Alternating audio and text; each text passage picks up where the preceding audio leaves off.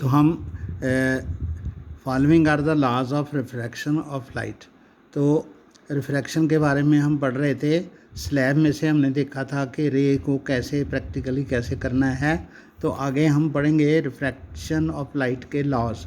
The incident ray, the refracted ray and the normal to the surface of two transparent media at the point of incident all lie in the same plane.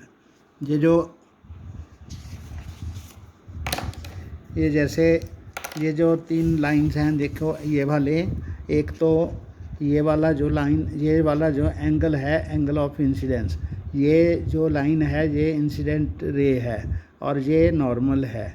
ये जो line 90 degree वाली line है ये normal है, और ये line जो कम angle बनाती हुई आगे चली गई है, ग्लास में से जाती है, जब ये हवा में से ग्लास में जाती है तो इट बेंड्स टूवर्ड नॉर्मल। तो ये जो लाइन है ये रे ऑफ लाइट है, जिसको कहते हैं रिफ्रैक्टेड रे। ये इंसिडेंट रे, रिफ्रैक्टेड रे, इंसिडेंट और ये नॉर्मल, ये तीनों, ये पॉइंट ऑफ इंसिडेंस है, ये तीनों एक ही प्लेन में हैं। ये फर्स्ट लॉ है।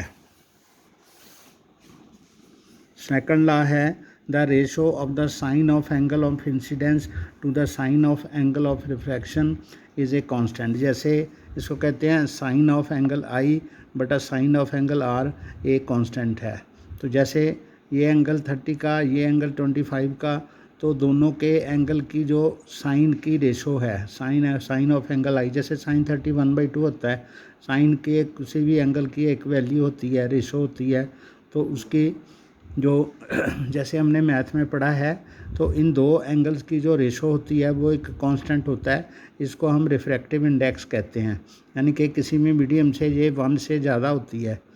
तो the ratio of the sine of angle of incidence to the sine of angle of refraction is a constant for the light of a given colour and for the given pair of media. This law is also known as Snell's law. इसको हम Snell's law कहते हैं। The constant value is called the refractive index of the second medium. जो दूसरा medium है जिसमें light दाखिल होती है, उस मीडियम की वजह से जो वो नॉर्मल से थोड़ा पहले बेंड करती है, तो नॉर्मल की तरफ को बेंड करती है, इसलिए उस मीडियम का इसको रिफ्रैक्टिव इंडेक्स कहते हैं with respect to the first.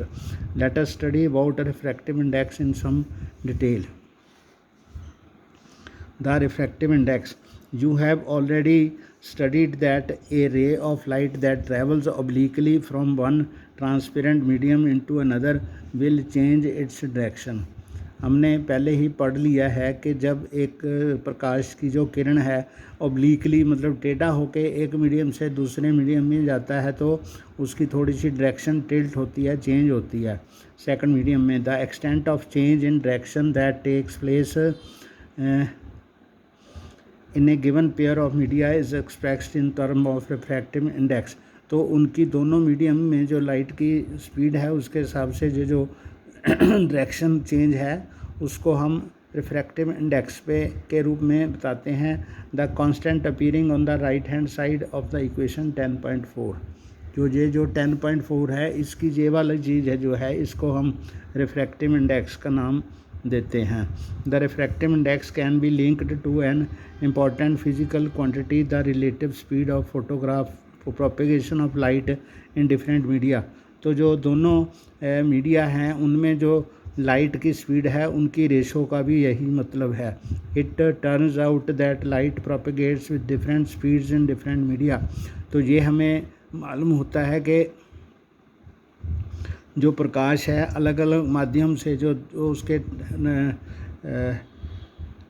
Transparent mediums होते हैं उनमें लाइट की स्पीड अलग अलग होती है। Light travels fastest in vacuum.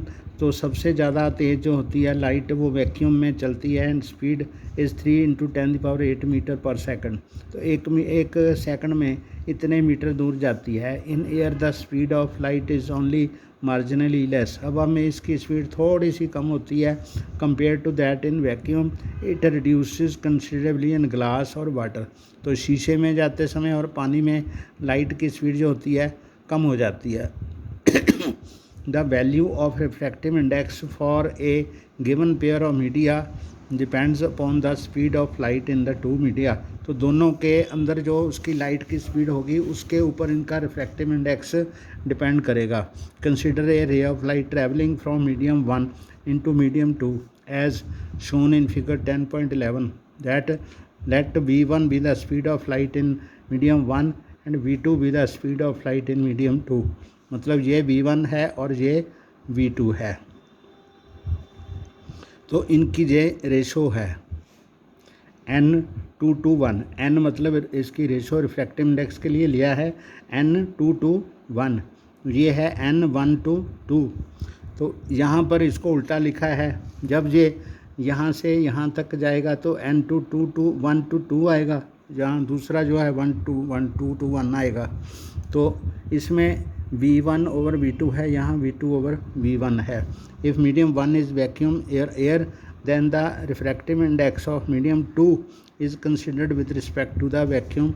This is called the absolute refractive index. इसको जब दो मीडियम में आपस में रिफ्रैक्टिव इंडेक्स को कंपेयर करते हैं तो उसको absolute refractive index of medium कहते हैं। It is simply represented by n2।